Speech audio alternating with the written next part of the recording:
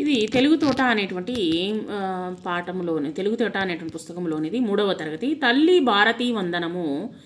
ఇక్కడ మనల్ని పాఠం నేర్చుకోమంటున్నారు. తల్లి భారతీ వందనము, నీవు ఇల్లే మా నందనము, మేమంతా నీ పిల్లలము, నీ చల్లని ఒడిలో మల్లెలము. ఇక్కడ వచ్చేసి భారత మాతను వచ్చేసి పొగుడుతూ ఇక్కడ మనకు చెప్తున్నారు. భారత మాతకి మా యొక్క వందనాలు. నీవు ఉండేటువంటి ఇల్లే మాకు నందనము, అంటే నందన వనము వంటిది, సో పూల తోట వంటిది. మేమంతా మీ పిల్లలము, చల్లని ఒడిలో మల్లెలము, నీ యొక్క చల్లని ఒడిలో మల్లెల వంటి వారము అని చెప్తున్నాను అనమాట. చదువులు బాగా చదివేదమమ్మా, జాతి గౌరవం పెంచేదమమ్మా, తల్లిదండ్రులను గురువులను ఎల్లవెల్లలా కొలిచేదమమ్మా. మేము వచ్చేసి బాగా చదువుకుంటాము, చదువులని బాగా చదువుకుంటాము, జాతి గౌరవాన్ని, మా యొక్క భారత జాతి యొక్క గౌరవాన్ని మేము పెంచేదము, అంటే అన్ని దేశాల్లోనూ నెలకొల్పేదము, అంటే నెలనాటేదము. మేము బాగా చదువుకొని మంచి పేరు ప్రతిష్టలను తెచ్చుకుంటాము అని అర్థం అనమాట. తల్లిదండ్రులను గురువులను ఎల్లవెల్లలా కొలిచేదమమ్మా, తల్లిదండ్రులను గురువులను ఎల్లవెల్లలా మేము వచ్చేసి గౌరవిస్తాము. కులమత భేదము మరిచెదము, కలతలు మాని మెలిగేదము, మానవులంతా సమానం అంటూ మమతను సమతను పంచెదము.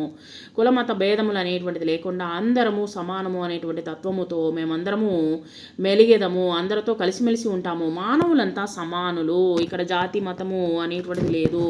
మమతను అంటే ప్రేమను, మన యొక్క ఆప్యాయతను పెంచేదము, అందరితో పంచుకుంటాము. తెలుగు జాతికి అభ్యుదయము, నవభారతికి నవోదయము, భావి పౌరులము మనం భారత జనులకు జయం జయం. మనం వచ్చేసి ఇక్కడ భారత జాతికి అభ్యుదయము, నవభారతికి అంటే కొత్త యుగానికి వచ్చేసి నవోదయము, కొత్త ఉదయము వంటిది. భావి పౌరులము అంటే ఫ్యూచర్లో మేము వచ్చేసి పౌరులం అవుతాము, మంచి అనేటువంటి చేస్తాము. మనం భారత జనులకు జయం జయము, భారత దేశంలో ఉన్నటువంటి ప్రజలందరికీ జయము కలుగుగాక అని ఇక్కడ మనకు చెప్తున్నారు. ఇక్కడ ఈ యొక్క పద్యాన్ని రచించింది దాశరథి కృష్ణమాచార్యులు గారు. 22/7/1925 5/11/1987 సంవత్సరము ఈయన ఉన్నాడనమాట. నిజాం నిరంకుశత్వము మీద ధిక్కార స్వరము వినిపించినటువంటి కవి అనమాట. నిజాం ప్రభుత్వము యొక్క తెలంగాణలో వచ్చేసి రాచరికము, నిరంకుశత్వము పరిపాలిస్తున్నటువంటి సమయంలో ఈయన రాసినటువంటి నిజాం రాచరికము నుంచి తెలంగాణ విమోచనకు మేలుగొలుపు పాడినటువంటి వారనమాట ఈయన.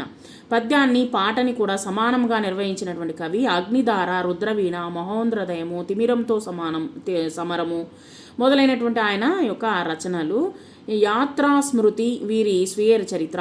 ఆంధ్రప్రదేశ్ రాష్ట్ర ఆస్థాన కవిగా కూడా ఉన్నారనమాట ఈయన దాశరథి కృష్ణమాచార్యులు గారు.